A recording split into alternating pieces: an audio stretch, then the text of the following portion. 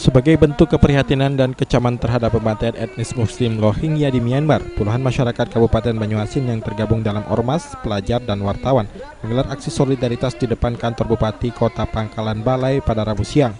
Massa yang bermula berkumpul di gedung DPRD Banyuasin bergerak ke halaman kantor Bupati dan membawa spanduk kecaman dan keprihatinan etnis Muslim Rohingya. Untuk mempertahankan keyakinannya, untuk mempertahankan keimanannya, taruhannya adalah nyawa. PBB hari ini bertanggung jawab besar. Kemana pengadilan internasional?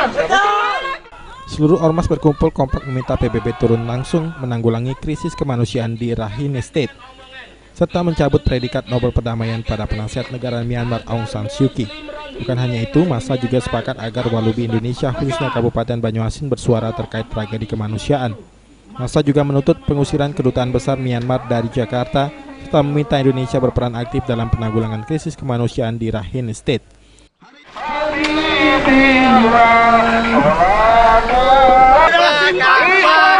Bahwa kita menolak segala macam penindasan, ini adalah simbol. Tak seperti di daerah lain yang bupatinya juga ikut mengecam aksi kekerasan pada massa Muslim Rohingya.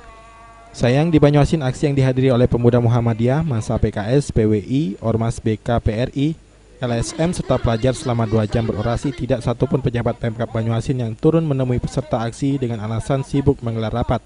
Aksi kemudian ditutup dengan doa bersama yang dipimpin Imam Masjid Al-Amir Banyuasin. Sulaiman, PAL TV. Untuk menunjukkan ke dunia bahwasannya Muslim itu satu.